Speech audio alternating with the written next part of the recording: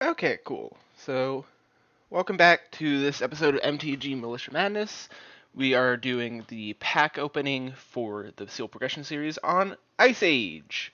So, we'll see what we get. I know we did the set review, not set, like set overview a little bit ago. So I have some familiarity with this. Like we're looking for like some swords, plowshares, some counter spells, like just general good stuff that'll be good for a long time. Because a lot of the stuff that's like specifically good to the set might not be good in the long run. Okay. Cool, cool, cool. Glacial Crevice. Sacrifice no command, no creature deals damage this turn. Okay, Stunted Growth. Reclamation. Okay. Timberline Ridge. Okay, so that's at least a depletion then. That could be not bad for just having some fixing in the future. Hmm. I know Hunter said he didn't get any snow lands either, so I'm wondering if there's something about the draft program that just gives you no lands, or if this is just the luck that we got no lands either way. But it's probably fine no matter what, just because of how the relevance of Snowlands is right now. But it looks like we've got a Nature's Lore and an Incinerate. Those are just good, nice cards that'll be good for a long time.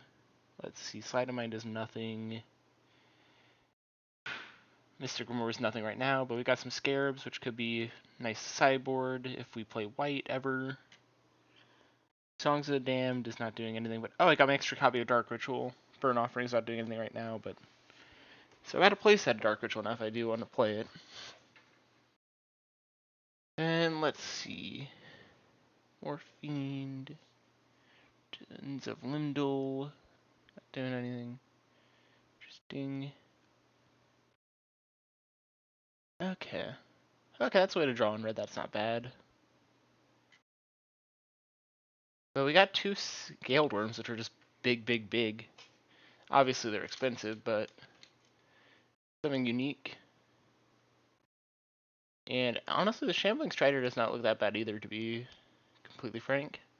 So that's interesting stuff. Reclamation's also kind of sick if you're trying to get some hate and are in those colors. Okay, and then, yeah, I didn't get any Orcish Lumberjacks, because that was something I just thought about, was like seeing the red-green being actually kind of okay in this set.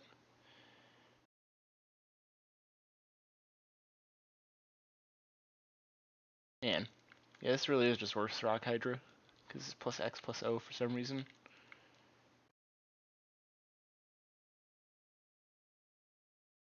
But yeah, it ends up being kind of similar with the damage prevention ability, but yeah. Okay, we got a Wall of Lava, that's too bad. Okay, I don't think there's anything like too much more to talk about, but just kind of like gone over everything and seen like what piqued my interest. But yeah, we'll see what we come up with in the deck build. Okay, cool. So I just realized that my mic wasn't on because my headset had turned off, so Hunter will have to cut that out a bit, but I'll do an intro now so that hopefully you'll see that. Okay, cool. So yeah, we're back with the deck.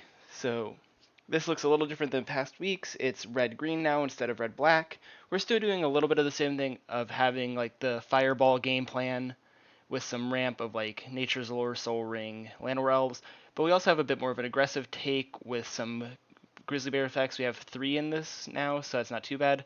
Then our 2-mana cards that aren't Grizzly Bears are going to be Fire Sprites, which is flying and can also do a little mana fixing, and Wailoli Wolf, which is a nice onboard trick, so that's going to be very nice. Then we have the 1 mana, so we actually have 2 Kird Apes, 2 Scrib Sprites, in addition to our Llanowar Elves, which honestly I'm a little happier about the Scrib Sprites than the Kird Ape just because we have 2 Pendlehaven, so we can actually do some nice evasion stuff, which is also why the Fire Sprites gets a little better, which is cool.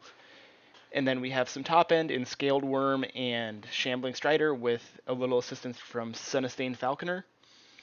The Scaled Worm is going to be the biggest big threat that we can play really. Shambling Strider is also just nice that it can scale up a little bit. But Sunastained is mainly here to add to our fireballs while just being a 4/4 for value. We also got 2 regrowths, so we can actually replay some of our fireballs, so we actually have a little bit more chances to go over, which will be very nice. We have 2 immolations here to take out early creatures, or possibly just turn a Kird Ape into a 4/1 for some reason. But still a possible mode, which is not bad to have if Hunter has literally nothing out.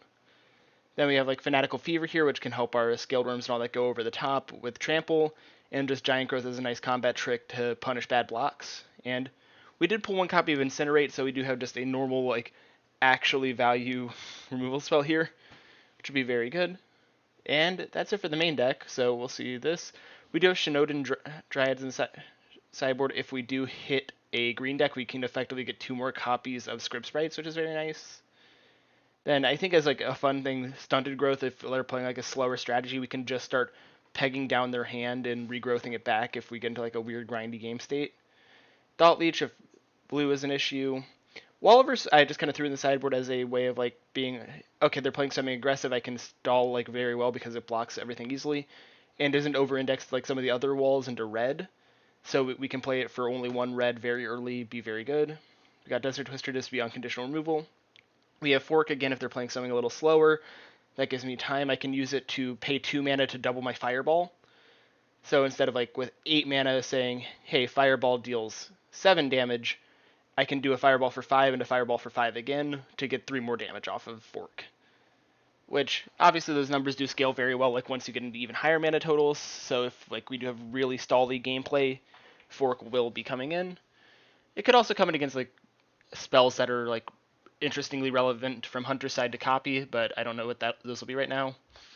We have Red Ellie Blast because it's, you know, the obvious blue counter, and I think and we have Wordling Dervish here because it says pro black, and also gets very scary if he's playing a black deck because it'll just constantly get bigger and be very, very hard to remove unless like he has like early red to take it out initially, which honestly if he's playing black he might be playing black red, but I still think this card is just enough of a threat, especially with regrowth, that like if he's using all of his non-black removal to kill it, we are in a very good spot. So yeah, that's it for the deck tech, and make sure you do all the good stuff like share, subscribe. We'll see you in the gameplay later this week. That's Morgan, out.